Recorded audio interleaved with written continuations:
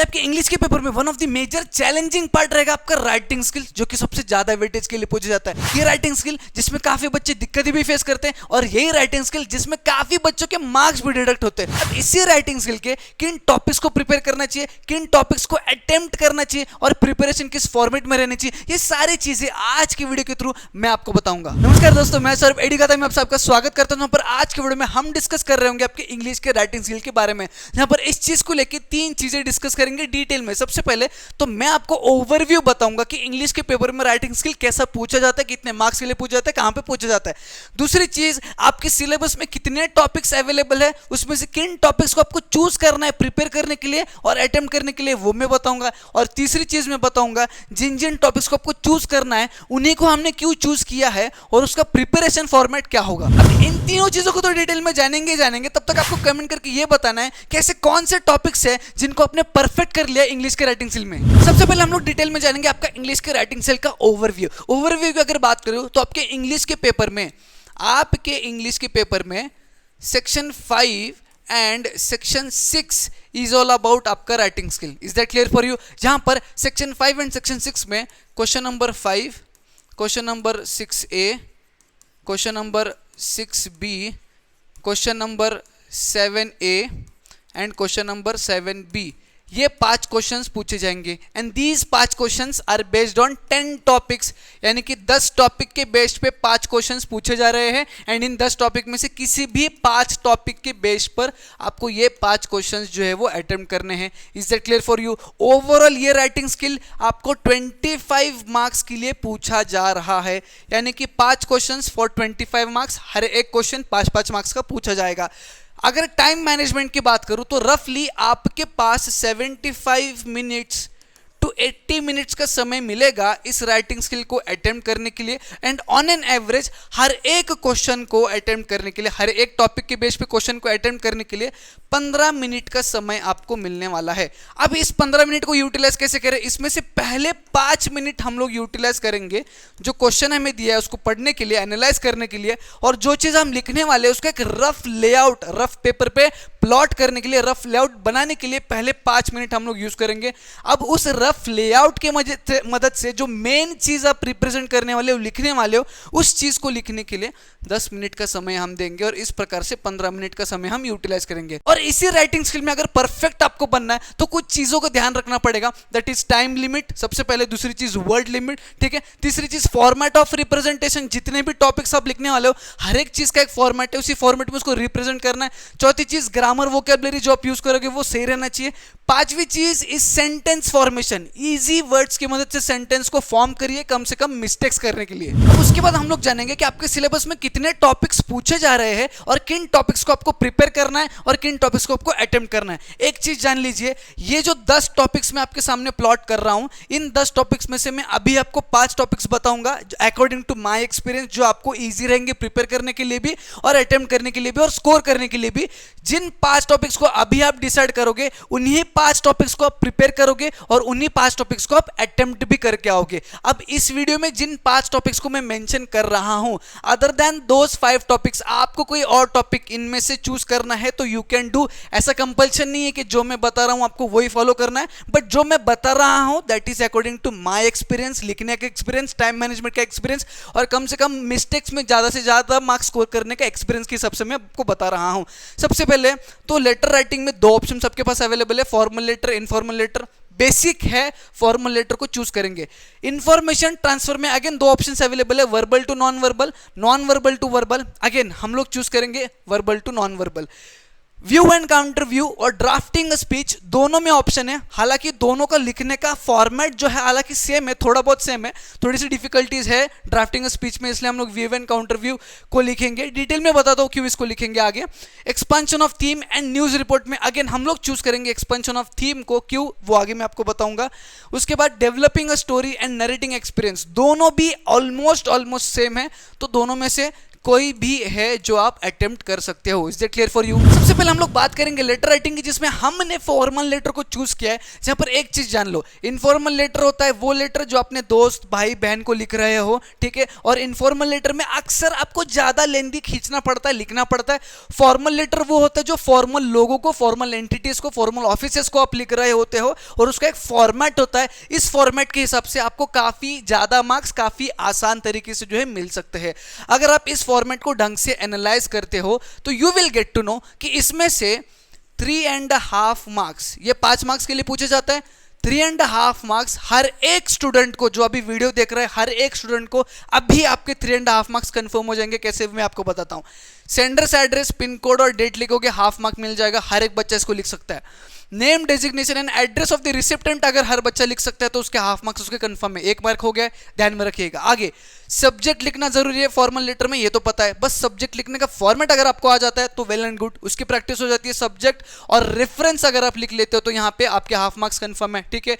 यानी कि 1.5 मार्क्स यहीं पे आपके कंफर्म हो गया। उसके बाद सैल्यूटेशन होगा, डियर सर, डियर मैडम, या फिर सिंपली सर मैडम जो लिखोगे उसके आधा मार्क्स हो गए, ठीक है। और बॉडी ऑफ द लेटर जो 3 से 4 मार्क का 3 से 4 पैराग्राफ का आप लिखने वाले हो, वो 1.5 मार्क्स का ऑलमोस्ट रहेगा, जिसमें से 1 मार्क तो हमें मिल सकता है। यानी कि ये जो 2 मार्क्स है, इसमें से वर्स्ट के सिनेरियो में 1 भी मिल जाता है, तो यहाँ पे 1.5 + 1 हो जाता है 2.5, ठीक है। अब यहाँ पे देखो, सब्सक्रिप्शन जो है, यूअर्स ट्रूली, यूअर्स फेथफुल, ये हर एक स्टूडेंट लिख सकता है, इजी है। इसके और आपके नाम लिखने के आपको मार्क्स मिल रहे हैं, ठीक है, जो कि आपके हो गए 3 मार्क्स। अब इसके बाद यूजेस ऑफ करेक्ट ग्रामर, जितना सही ग्रामर आप यूज करोगे उतना बढ़िया मार्क्स आपको मिलेगा। 1 मार्क्स यहाँ पे अलॉट किया गया है, इस 1 में से आधा तो हमें मिल ही सकता है, तो 3 + ½ हो गया 3.5, यानी कि अभी बैठे बैठे 3.5 मार्क्स तो हमारे कंफर्म हो चुके हैं। अब अगर इस चीज के फॉर्मेट के हिसाब से अगर आप प्रैक्टिस करते हो, कितनी प्रैक्टिस करनी है? 3 लेटर को तो बिना देखे लिखना है, ठीक है। 1 लेटर को देख के लिखो एज इट इज, ताकि आपको आइडिया आ जाए, ठीक है। एक आपका सॉल्व होगा, और 3 लेटर बिना देख के अगर लिखते हो तो ये 3.5 के 4.5 मार्क्स कंफर्म हो सकते हैं। और एक चीज ध्यान में रखिएगा, इस लेटर राइटिंग में 5 आउट ऑफ 5 आपको मिल सकते हैं। Is that clear for you? दूसरी चीज की बात करेंगे, इंफॉर्मेशन ट्रांसफर में हमने सिलेक्ट किया है वर्बल टू नॉन वर्बल, जहां पे वर्बली एक पैराग्राफ के फॉर्मेट में आपको इंफॉर्मेशन यहां पे दिया गया है, एक इंफॉर्मेशन आपको पैराग्राफ के फॉर्मेट में दिया गया है, और यही इंफॉर्मेशन आपको डायग्रामेटिक रिप्रेजेंटेशन में जो है वो प्लॉट करना है, ठीक है। डायग्रामेटिक रिप्रेजेंटेशन यानी आपका हो गया ट्री डायग्राम, ठीक है, आपका हो गया टेबल वाला फॉर्मेट, ठीक है, आपका हो गया फ्लो चार्ट, उसके बाद आपका हो गया पाई चार्ट, ठीक है। ये सारे चीज़ों के फॉर्मेट में ये जो वर्बली इंफॉर्मेशन पैराग्राफ में दिया है, इसको इन फॉर्मेट में आपको रिप्रेजेंट करना है, जो कि यूजुअली रिप्रेजेंट करना आसान है as compare to non verbal to verbal. अब यहाँ पे नॉन वर्बल टू वर्बल में क्या होता है ना, आपको ये चीज दिया जाएगा, ठीक है, इसका अपोजिट जो ऑप्शन में क्वेश्चन है, आपको ये चीज दिया जाएगा और ये चीज आपको लिखना है।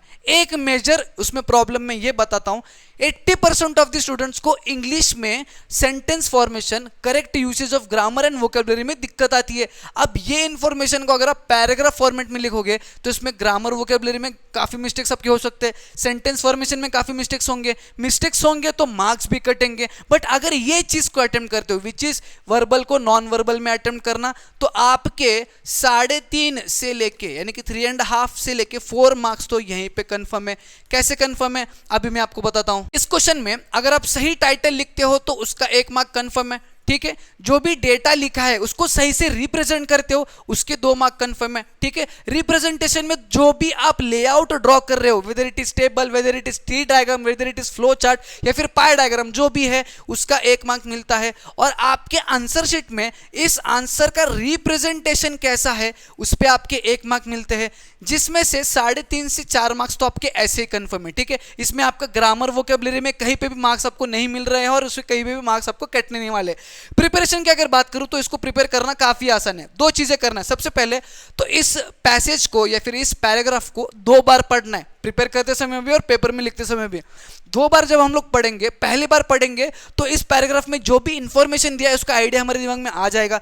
दूसरी बार जब हम लोग पढ़ेंगे तो इस पैराग्राफ में जो भी मेन इवेंट्स दिए गए हैं सिंपली हम क्या करेंगे, उसको अंडरलाइन करेंगे। जो भी चीजें मेन आपको लग रही है उसको सिंपली हम लोग क्या करेंगे, अंडरलाइन करेंगे। अब जो मेन चीजें हमने अंडरलाइन की है उसी के बेस पे डायग्रामेटिक रिप्रेजेंटेशन होगा। अगर फ्लो चार्ट है तो मेन चीजों को फ्लो चार्ट में कुछ इस प्रकार से लिख दीजिए। अगर पाई डायग्राम है तो एक पाई डायग्राम ड्रॉ करिए, उसमें उसका परसेंटेज डिवाइड करिए, जो मेन इवेंट यहाँ पे हो रहे हैं या फिर जो मेन चीजें यहाँ पे हो रहे हैं इस परसेंटेज की वजह से यहाँ पे दे दीजिए। या फिर ट्री डायग्राम है तो एक टॉपिक के अंडर जो भी आपका प्लॉटिंग है उसको उस फॉर्मेट में कर दीजिए। बट ये सारे चीजें होंगे which will be depend on these main events only. तो 2 बार पढ़ेंगे, सबसे पहले तो आइडिया लाने के लिए, दूसरी चीज तो मेन पॉइंट्स को अंडरलाइन करने के लिए। इसके बाद हम लोग बात करेंगे व्यू एंड काउंटर व्यू की, जिसके ऑप्शन में था ड्राफ्टिंग अ स्पीच। अब देखो, हालांकि दोनों चीजों में आपका जो लैंग्वेज लिखने का वो फॉर्मल ही रहेगा, बट स्पीच जो है वो बहुत ज्यादा फॉर्मल हो जाता है और काफी बच्चों को स्पीच देने की या फिर स्पीच लिखने की आदत नहीं होती है, उनकी थिंकिंग उस प्रकार से नहीं होती है।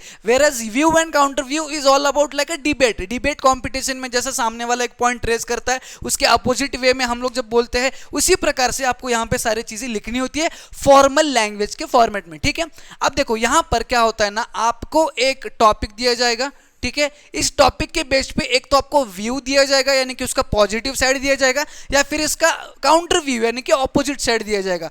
जो भी चीज यहां पे दिया है उसका एग्जैक्ट ऑपोजिट आपको मेंशन करना है डिटेल में, उसका एक्सप्लेनेशन। जैसे कि इस क्वेश्चन में आपको काउंटर व्यू लिखना है, जहां पे व्यू आपको दिया है, टॉपिक आपका है social networking sites are not necessity. ठीक है, अब इस टॉपिक का व्यू आपको दिया है और इन्हीं व्यूज को काउंटर आपको करना है, यानी कि जो 4 व्यूज आपको दिए उनके अपोजिट आपको लिखना है। ठीक है, तो प्रिपरेशन करते समय, लिखते समय आपको सबसे पहले एक चीज ध्यान में रखना है, यहां पे जितने भी पॉइंट्स है, जैसे कि यहां पे 4 पॉइंट है, 1 2 3 4, ठीक है, 4 पॉइंट दिए हैं, इन्हीं 4 पॉइंट का काउंटर व्यू मुझे लिखना है। यानी कि एक चीज दिमाग में डालना है, हर एक पॉइंट के बारे में मैं 3 to 4 लाइंस में एक्सप्लेनेशन दूंगा। क्या दूंगा मैं?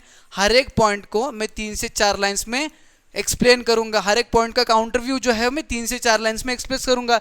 तो 3 से 4 लाइंस में एक्सप्रेस करते हो तो ये आपका काउंटर व्यू हो जाता है 12 to 16 लाइंस का, विच इज इनफ। ठीक है, इतना ही आपको लिखना है, इससे ज्यादा आपको नहीं लिखना है। एक चीज समझ में आ गई। दूसरी चीज, जो शुरुआत आप इसके करने जा रहे हो, यानी कि शुरुआती के 2 से 3 लाइन और एंडिंग के 2 से 3 लाइन, ठीक है, एंडिंग के 2 से 3 लाइन वो ज्यादा इंपॉर्टेंट होते हैं। ठीक है, तो बीच में आप इन पॉइंट्स को डिटेल में जब एक्सप्लेन कर रहे हो तो एक हाथ 2 चीजें गलत हो भी जाती है, कोई मायने नहीं रखता है, बस आपको शुरुआत और एंडिंग इसकी अच्छे से करनी है। ठीक है, यहां पर जो टॉपिक आपको दिया है उस टॉपिक के बेस पे, इस व्यू या फिर इस काउंटर व्यू के बेस पे जो भी चीजें आपके दिमाग में आ रही है उस पॉइंट ऑफ टाइम में, पेपर लिखते समय पे वही सारी चीजें मेंशन करना है। ये नहीं सोचना है कि जो मैं लिख रहा हूं ये पॉइंट सही है या गलत है, नहीं, वो कोई नहीं देखने वाला है। देखने तो बस यही वाले हैं कि आपने रिप्रेजेंट कैसे किया है, आपका पॉइंट ऑफ व्यू आपने एक्सप्रेस कैसे किया, एक्सप्लेन कैसे किया, यही चीज देखने वाले हैं। और लैंग्वेज जो है वो सिंपल रखना, complicated words, complicated sentence formation की कोई जरूरत नहीं, उसमें मार्क्स कट जाते हैं। इसको एक्सप्रेस करते समय 3 चीजें याद में रखनी है। सबसे पहले तो एक बढ़िया सा टाइटल मुझे देना है, ये टाइटल अगेन इसी टॉपिक के बेस पे आपको फाइंड आउट करना है। दूसरी चीज, इसका स्टार्टिंग और एंडिंग से रहनी चाहिए। तीसरी चीज, जितने भी व्यूज या फिर काउंटर व्यूज दिए उन सारे चीजों का अपोजिट चीज मैंने यहां पे मेंशन किया है ये नहीं, ये देखना है आपको।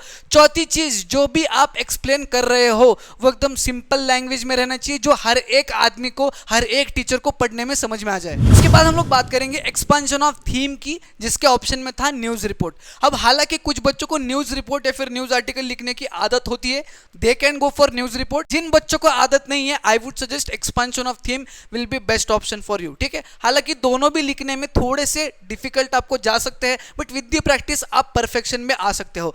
सबसे पहले चीज, एक्सपांशन ऑफ थीम में आपको एक कोट दिया जाएगा या फिर आपको एक टॉपिक दिया जाएगा जिसके बेस पे आपको आपके आइडियाज को एक्सपेंड करना है इस टॉपिक के हिसाब से। ठीक है, एक्सपांड करते समय सबसे पहली चीज जो आपको करना है दैट इज टाइटल लिखना है।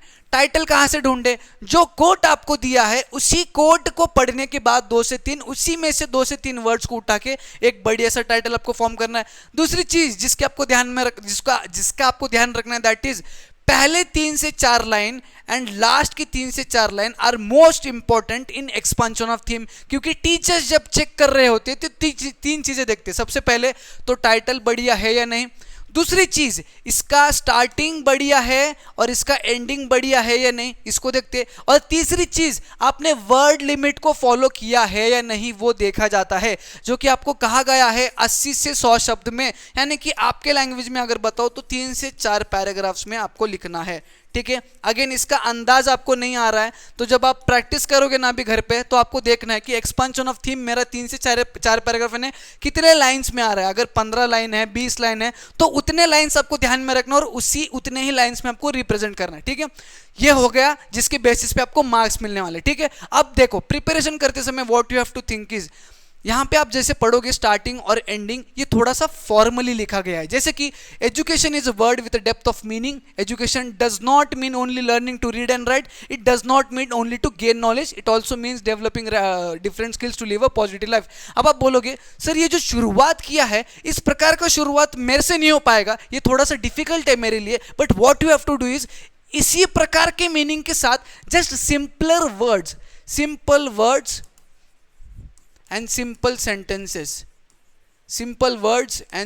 सेंटेंसेस के मदद से, simple words and simple sentences की मदद से इसी प्रकार का मैसेज स्टार्टिंग में भी देना है और इसी प्रकार का मैसेज एंडिंग में भी देना है। ये सबसे पहला इंपॉर्टेंट चीज है आपको लिखते समय। ठीक है, उसके बाद बीच में जो भी चीजें आप अपने आइडियाज जो प्लॉट कर रहे हो, जो भी चीजें प्लॉट करोगे उसमें थोड़ी फार आगे पीछे हो जाता है, गलतियां हो जाती है, तो वेल एंड गुड, कोई प्रॉब्लम नहीं है, उसमें उतना कोई किसी का ध्यान नहीं जाने वाला। ठीक है, चौथी चीज आपको ध्यान में रखनी है, दैट इज जब आप ये रिप्रेजेंट करने वाले हो, लिखने वाले हो, तो सबसे पहले आपको अपने रफ लेआउट में, रफ पेज में आपको एक रफ लेआउट बनाना है, जिसमें सबसे पहले आपके दिमाग में आना चाहिए कि हाँ साहब, एजुकेशन अ पावरफुल वेपन, अगर मैं ये टाइटल रख रहा हूं तो इसके अंडर मैं 4 या फिर 5 पॉइंट्स को एक्सप्लेन करूंगा। ठीक है, ये 4 या 5 पॉइंट क्या रहेंगे उसको लिखो रफ में, पहला पॉइंट ये, दूसरा पॉइंट ये, तीसरा पॉइंट ये और चौथा पॉइंट ये, और इन्हीं 4 पॉइंट्स को मैं एक्सप्लेन करने वाला हूं। बस इन्हीं 4 पॉइंट्स को एक्सप्लेन करते समय सिंपल वर्ड्स, सिंपल सेंटेंसेस का ध्यान रखना है,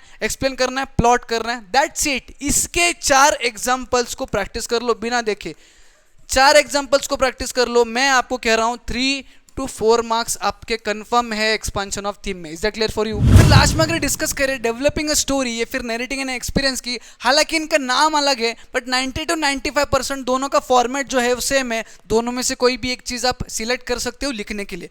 स्टोरी की अगर बात करूं तो आपको एक एंडिंग दिया जाएगा, ठीक है, एक आपको क्या दिया जाएगा, एक एंडिंग दिया जाएगा, और इसी एंडिंग की मदद से पूरा का पूरा स्टोरी आपको प्लॉट करना है। दूसरी चीज नरेटिंग एंड एक्सपीरियंस की अगर बात करूं तो यहाँ पे आपको एक शुरुआत दिया जाएगा किसी भी चीज का, उस शुरुआत के हिसाब से आपको प्लॉट करना है, क्या आपको प्लॉट करना है एक पूरा का पूरा नरेशन। ठीक है, अब ये दोनों के दोनों जो क्वेश्चंस है, these are purely based on your imagination, these are purely based on your imagination. जितना बढ़िया आप इमेजिन कर पाओगे उतना बढ़िया प्लॉट कर पाओगे। ठीक है, इसको लिखते समय, इसको प्लॉट करते समय 5 चीजों का ध्यान रखना है। सबसे पहली चीज की बात करूं तो दैट विल बी आपका टाइटल। अगेन जैसे मैंने एक्सपेंशन ऑफ थीम में कहा था, जो कोट आपको दिया जाएगा, जो आइडिया आपको दिया जाएगा, उसी से आपको एक टाइटल हुड़कना है, यानी कि टाइटल ढूंढना है उसी सेम फॉर्मेट में। जो भी शुरुआत आपको दी गई है, जो भी एंडिंग आपको दिया गया है, उसी की मदद से एक बढ़िया सा टाइटल आपको ढूंढना है। ठीक है, दूसरी चीज जो आपको ध्यान में रखनी है दैट इज इसका रफ लेआउट आपको बनाना बहुत जरूरी है। व्हाई? बिकॉज इसमें जैसे मैंने आपको कहा ये सारा का सारा आपका इमेजिनेशन का खेल है। ठीक है, क्वेश्चन पढ़ने के बाद आपके दिमाग में आ गया कि मैं ये 5 चीजें लिखने वाला हूं। जब आप डायरेक्टली लिखने की कोशिश करते हैं तो 5 में से 1 आध 2 चीजें आप वैसे ही भूल जाओगे। इसलिए रफ लेआउट में आपको प्लॉट करना है, मतलब लिखना है कि 5 चीजें अगर मैं लिखने वाला हूं तो किन किन चीजों को मुझे मेंशन करना है। ठीक है, समझ में आ गया? तीसरी चीज जिसके आपको ध्यान में रखना है दैट इज इसको लिखते समय इसका time limit and word limit is most important thing. Time limit and word limit. Why? Because ये ऑलमोस्ट लास्ट में आप लिख रहे होंगे। ठीक है, और आपको ऐसा लगता है कि भाई ये तो निबंध लेखन की तरह है, जितना ज्यादा लिखूंगा उतना ज्यादा मार्क्स मिलेगा। नहीं, ये भी 5 ही मार्क्स के लिए पूछा गया है। इसलिए एक पर्टिकुलर अमाउंट ऑफ टाइम में एक पर्टिकुलर अमाउंट ऑफ वर्ड्स की मदद से ही आपको लिखना है, ज्यादा खींचते बैठना नहीं है। आपके लैंग्वेज के हिसाब से 18 to 20 लाइन्स अगर आ रहा है तो 18 to 20 लाइन्स ही लिखना है, उससे ज्यादा एक्सीड आपको नहीं करना है। चौथी चीज की अगर मैं बात करूं तो इसमें आप जब डेटा मेंशन कर रहे हो, जो स्टोरी आप लिख रहे हो, जो एक्सपीरियंस आप नरेट कर रहे हो, उसमें थोड़ी बहुत डायलॉग बाजी आपको डालनी बहुत जरूरी है। डायलॉग बाजी आपको यहाँ पे दिख रहा होगा, जो कि डबल इन्वर्टेड कॉमा के अंदर आपको दिख रहा होगा, ठीक है। जितने भी डबल इन्वर्टेड कॉमा के अंदर लिखा हुआ सेंटेंस है, दैट इज द डायलॉग बाजी, जो आपको भी डालना जरूरी है। और ये डायलॉग बाजी डालना क्या उतना डिफिकल्ट नहीं, एक दो बार पढ़ लेते हो ना तब भी आप कर लोगे। डायलॉग बाजी डालने से क्या होता है ना, जब भी टीचर आपके जो पेपर चेक करने वाले होते हैं, वो जब भी आपका एक्सपीरियंस को देखते हैं या फिर जब भी आपकी स्टोरी को देखते हैं, उनको पता चल जाता है कि इसने इसमें डायलॉग्स भी मेंशन किए डबल इन्वर्टेड कॉमा के अंदर, यानी कि इस पर्टिकुलर स्टूडेंट को फॉर्मेट पता है इसका लिखने का, और वो इंप्रेस हो जाते हैं इस प्रकार की चीजों से। अब इसके बाद अगर पांचवें इंपॉर्टेंट पॉइंट की अगर बात करूं, तो जो आपका एंडिंग रहेगा, that ending should be a meaningful ending, ठीक है। जो भी स्टोरी हो या आपका नरेशन हो, उसकी जो एंडिंग आप कर रहे हो, वो ending should be meaningful ending, क्योंकि इस एंडिंग को पढ़ने के बाद भी 1 मार्क्स टीचर के हाथ में होता है। एंडिंग अगर मीनिंगफुल लग रहा है, वेल एंड गुड, 1 मार्क मिल जाएगा। अगर इसमें अनऑब्स्ट्रक्टेड है, फिर कोई अलग प्रकार के एंडिंग अगर लग रही है टीचर को, जो कि मीनिंगफुल एंडिंग नहीं है, बीच में ही काटा गया ऐसा अगर लग रहा है, तो वहां पे आधा मार्क आपका कट सकता है। इसलिए मीनिंगफुल एंडिंग भी इसमें रखना जरूरी है। प्रैक्टिस की अगर बात करूं, तो ये सबसे इंपॉर्टेंट चीज है, इसमें सबसे ज्यादा आपको देना है प्रैक्टिस करने के लिए टाइम, और इसमें कम से कम 4 एग्जाम्पल्स तो आपको लिख कर प्रैक्टिस करने ही करने हैं। Is that clear for you?